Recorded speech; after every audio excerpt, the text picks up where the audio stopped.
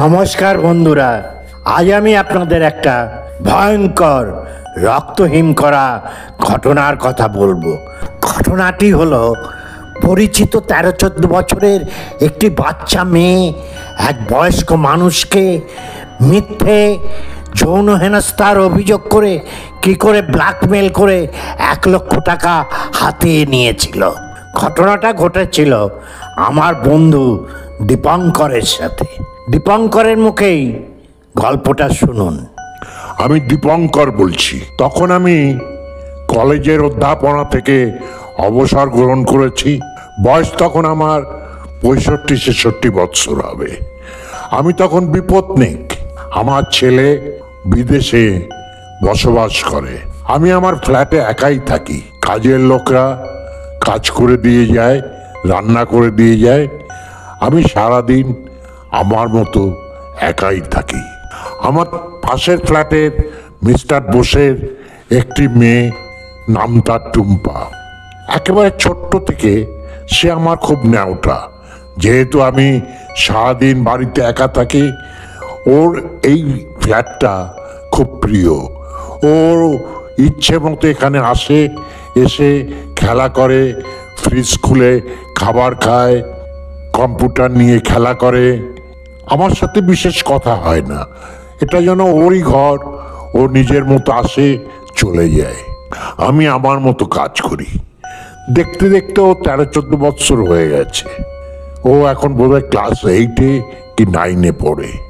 একদিন হঠাৎ আমাকে বলল, জেঠু, আমার একটা অভিযোগ আছে তোমার বিরুদ্ধে। আমি বললাম, সে কি রে টুম্পা, তোর আবার কি অভিযোগ? তুই তো আসছিস, খাচ্ছিস, কম্পিউটার গেম খেলছিস, চলে যাচ্ছিস, আমার সাথে তো তোর কথাই হয় না, আবার কিসের অভিযোগ? বলল, না, একটা মারাত্মক অভিযোগ আছে। তুমি আমাকে মলস্টেট করেছো, যৌন নিগ্রহর অভিযোগ আছে তোমার বিরুদ্ধে। বললাম, তোর মাথা ঠিক আছে? এসব কোথায় শিখেছিস তুই? এই বয়সে এসব কি কথা বলছিস তুই?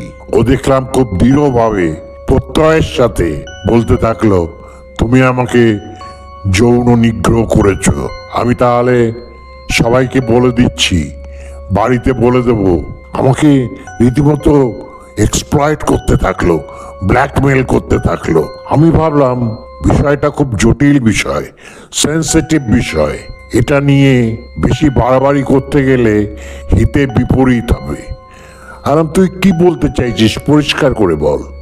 ও বলল, শোনো, তুমি যা করেছো তার পানিশমেন্ট হচ্ছে তুমি আমাকে 1 লাখ টাকা দেবে। বলিস কি? আমার সাথে তোর কথাই তো হয় না, তোকে আমি কি করব, কখন করেছি? এসব কি বলছিস তুই? তোর মাথা ঠিক আছে তো? বললো, আমার সব ঠিক আছে। তুমি করেছো, আমার সাথে খারাপ কিছু করেছো। আমি দেখলাম জলটা বেশি ঘোলা না করাই ভালো। লোকে কিছুই বিবেচনা করবে না, ভাববে বুড়ো একা থাকে, নিশ্চয়ই কিছু করেছে, নাহলে বাচ্চা মেয়েটা বলবে কেন? সবাই হই হই করে ঝাঁপিয়ে পড়বে, কোনো লজিক এখানে কাজ করবে না। আমি তখন বললাম, তাহলে আমাকে কি করতে হবে? ও বললো, তুমি আমাকে 1 লাখ টাকা দিয়ে এই ব্যাপারটা সেটেল করে দাও। আমি দেখলাম এ নিয়ে আর বেশি ঘাটাঘাটি করার দরকার নেই। করলে আমার সামাজিক সম্মান ধুলোয় লুটিয়ে যাবে। চুপচাপ থাকাই ভালো।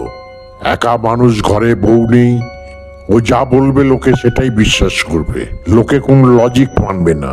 আমি বললাম, তুই এতগুলো টাকা কি করে নিয়ে যাবি? বললো, আমার একটা অ্যাকাউন্ট আছে, আমি অ্যাকাউন্ট নাম্বার তোমাকে দিয়ে দিচ্ছি, তুমি এই অ্যাকাউন্টে টাকাটা পাঠিয়ে দিও। আমি আর কথা না বাড়িয়ে বললাম, ঠিক আছে, তুই যা, আমি পাঠিয়ে দেবো 24 ঘন্টার ভিতর। ও চলে গেল। আমি তো খুব বিমর্ষ হয়ে পড়েছি, খুব খারাপ লাগছে যে বাচ্চা, 1 বছরের বাচ্চা অবস্থা থেকে ও আমার কাছে আসে, সেই মেয়েটি আজকে এরকম হলো। সমাজে মূল্যবোধ, নীতিবোধ এগুলো কোথায় গেল? এরা এসব কোথার থেকে শিখছে? এসব ভাবতে ভাবতে আমি বললাম, ছেড়ে দিই, এ নিয়ে আর বেশি ভেবে বিব্রত হয়ে লাভ নেই। 1 লাখ টাকার উপর থেকেই যাক। আমি 1 লাখ টাকা ওর অ্যাকাউন্টে পাঠিয়ে দিলাম। তারপর থেকে ফ্ল্যাটের দরজা আর আমি খুলি না। যখন খুলি আমি বাইরে বেরিয়ে যাই। ও আর ঢুকতেও পারে না, টুম্পা আমার এখানে আসেও না। একদিন ওর মা আমাকে জিজ্ঞা করলাম, কাকু আজকাল টুম্পা আপনার ওখানে যায় না? আমি বললাম, না, ও বড় হয়ে গেছে, এখন ওর পড়াশুনোর চাপ আছে, বোধহয় সেই জন্যে আসে না। আর আমিও তো ওকে টাইম দিতে পারি না। ঠিকই আছে, আমি একা থাকি, ও এখন বড় হয়েছে, না আসাই ভালো। ওর মা আর কথা বাড়ালো না, আমি বেরিয়ে গেলাম মর্নিং ওয়াকে।